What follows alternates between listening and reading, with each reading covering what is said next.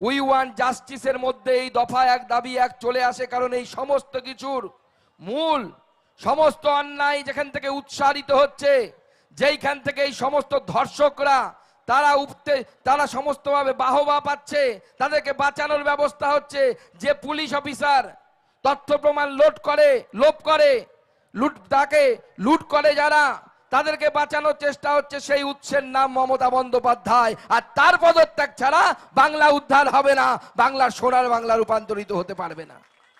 মাননীয় মুখ্যমন্ত্রী নাটক করছেন, নাটক উনি ভালো পারেন, শুভেন্দুদা আরো ভালো জানেন। নন্দীগ্রামে আমরা নাটক দেখেছি। গত কদিন আগে যখন উনি ডাক্তারবাবুদের কাছে গেলেন, আমি তো টেনশনে ছিলাম।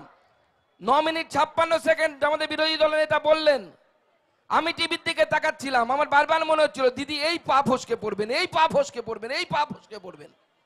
আমি চিন্তায় ছিলাম যে পা ফসকে পড়ার অভিনয় করবেন আর সঙ্গে সঙ্গে পায়ে একটা ব্যান্ডেজ তৈরি হয়ে যাবে। কিন্তু চিন্তা করলাম যে ব্যান্ডেজটা তো নন্দীগ্রামে ওই ডাক্তার সন্দীপ ঘোষ করেছিল শ্বেতপাটা জেলের ভেতরে, ব্যান্ডেজটা করবে কে? ব্যান্ডেজ করার কেউ নেই পায়ে, সেই জন্য আর কেউ নামলেন না। পাশে থেকে একজন কেউ বলছে শ্যামাপ্রসাদ তো আছে, শ্যামাপ্রসাদ তো এখনো জেলের ভেতরে যায়নি, অপেক্ষা করুন, ভগবান যদি আশীর্বাদ করে দিদির শ্যামাপ্রসাদও জেলের ভেতরে যাবে, তিনিও জেলের বাইরে থাকতে পারবেন না। শ্যামাপদ, প্রসাদ না, প্রসাদ বললে আমার শ্যামাপদ। মাননীয় মুখ্যমন্ত্রীর নেতৃত্বে পুলিশ কোন জায়গায় পৌঁছে গেছে দেখুন। তথ্য প্রমাণ লোপাট করা থেকে শুরু করে, যিনি মারা গেলেন নির্যাতিতা, তার বাড়িতে গিয়ে মাননীয় মুখ্যমন্ত্রী টাকার অফার দিচ্ছেন, বলছেন তোমার মেয়ে মরে গেছে, ডিসিকে দিয়ে পাঠিয়েছেন, টাকা নিয়ে নাও, মেয়ে তো আর ফিরে আসবে না। মাননীয় মুখ্যমন্ত্রী পরে আপনি সেটা স্বীকার করলেন না, অস্বীকার করলেন, বললেন যে না আমি টাকার অফার দিইনি। মাননীয় মুখ্যমন্ত্রী একবার ভাবুন তো, মেয়েটি যদি আপনার পরিবারের কোনো আত্মীয় হতো, তাহলে তার ধর্ষণ এবং মৃত্যুর পর কি আপনি এইভাবে টাকার অফার দিতে পারতেন? এইভাবে মেয়ের মা বাবাকে বারবার অপমানিত করতে পারতেন? আমি দুবার গেছি তাদের বাড়িতে, দুবার গিয়ে এই পরিবারের সাথে তাদের দুঃখ ভাগ করার চেষ্টা করেছি। তার বডিটাকে পুড়িয়ে দেওয়া হয়েছে, 500 টাকা পুলিশ দিয়েছে গাড়ির চালককে, তাড়াতাড়ি বডিটা নিয়ে যাও, বডিটা পোড়ানোর ব্যবস্থা করো, তথ্য প্রমাণ লোপাট করো। আর এই রাজ্য সরকার সবভাবে চেষ্টা করেছে যে কোনোভাবে যেন তথ্য প্রমাণ লোপাট করে বাঁচা যায়। কিন্তু দিদিমণি মনে রাখবেন, ধর্মের কল বাতাসে নড়ে। আপনার তালা থানার ওসি তিনি ভিতরে ঢুকে গেছেন, আগামী দিনে ভারতীয় জনতা পার্টি ওই তালা থানায় তালা লাগাবে, সেই অভিযান করবে, ওই তালা থানায় তালা লাগানো দরকার। আর অপেক্ষা করুন, সবে তো তালা ঢুকেছে, আর কিছুদিন অপেক্ষা করলে রুদ্রনীলের কবিতার মতো দেখবেন সিবিআই টালা থেকে টালির চালায় কোন দিন পৌঁছে গেছে, সেই দিনের জন্য বাংলার মানুষ অপেক্ষা করে আছে। বাংলার মানুষ আর দিদিমণির উপর ভরসা করছে না, দিদির উপর ভরসা করছে না। বাংলার মানুষ চাইছে দিদিমণি আপনি ছেড়ে দিন, আপনার সরকারের উপরে বাংলার মানুষের কোনো ভরসা নেই। মাননীয় মুখ্যমন্ত্রী 2007-8 সাল আপনি বললেন ইনসাফ চাই, এই রকমই পরিবেশ, পুজোর আগে রিজানুর হত্যা মামলা, আপনি বললেন ইনসাফ চাই। তৎকালীন মুখ্যমন্ত্রী বুদ্ধদেব ভট্টাচার্যের কাছে দাবি জানালেন, কি দাবি জানালেন? আপনি দাবি জানালেন যে সিপিকে সরাতে হবে। নতুন সিপি বসলেন, গৌতম মোহন দেব বসে গেলেন, তিনি বসলেন। আপনারকে যখন বলা হচ্ছে দিদি আপনি সিপিকে সরান, দিদিমণি বলছেন সিপিকে তো আমি সরাতে পারবো না, তাহলে পুজোটা কি সামলাবে? তাই আমরা বলছি মুখ্যমন্ত্রীর কোলে বেটা বিনীত গোয়েল তোলে, মাননীয় মুখ্যমন্ত্রীর কোলে বেটা বিনীত গোয়েল তোলে। এই বিনীত গোয়েল থেকে শুরু করে টালা থানার ওসি, এ তো বড়ে বাচ্চা ছেলে, মুখটা দেখে বোঝা যাচ্ছে কেমন ক্যাবলা মার্কা একটা অফিসার, তার এত বড় কাজ করার ক্ষমতা নেই। আমাদের কাছে খবর আছে টালা থানার ওসিকে নিয়মিতভাবে পুলিশের বড় বড় অফিসাররা প্রত্যেক মিনিট অন্তর অন্তর হোয়াটসঅ্যাপে মেসেজ পাঠিয়েছে, আর সেই মেসেজে এইভাবে লেখা ছিল ম্যাডাম বলেছেন এটা করুন, ম্যাডাম বলেছেন ওটা করুন।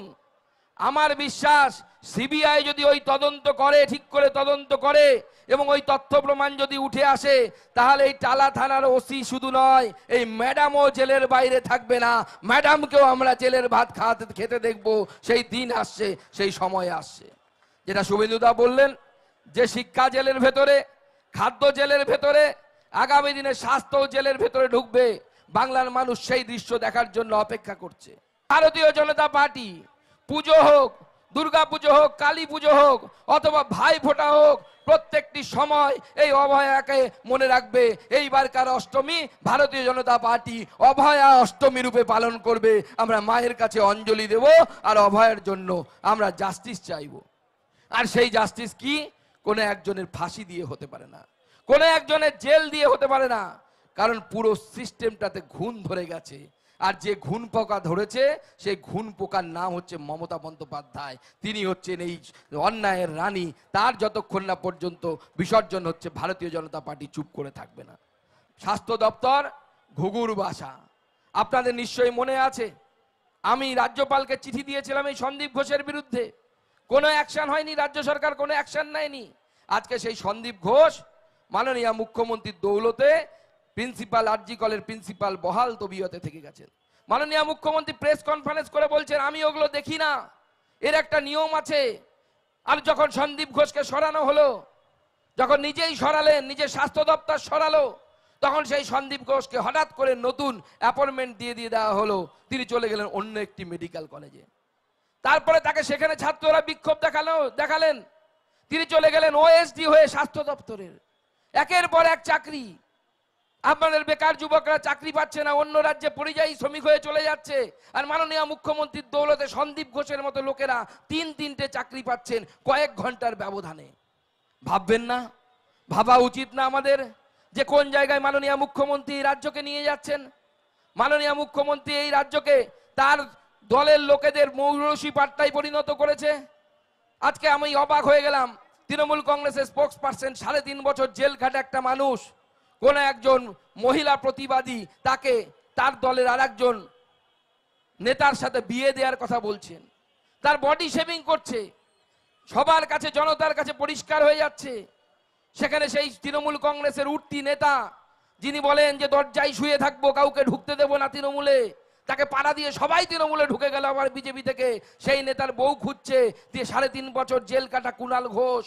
আর সে বলছে দাদা বডিটা ঢিলে হয়ে গেছে, বিয়ে করা যাবে না। আরে যে পার্টির নেতাদের মানসিকতা এরকম, সেই পার্টি হচ্ছে ধর্ষকদের জন্মভূমি। সেই পার্টি যতদিন থাকবে ততদিন পশ্চিমবঙ্গে ধর্ষণ হবে, ততদিন পশ্চিমবঙ্গে অভয়া তৈরি হবে, ততদিন পশ্চিমবঙ্গে একের পর এক ঘটনা ঘটবে।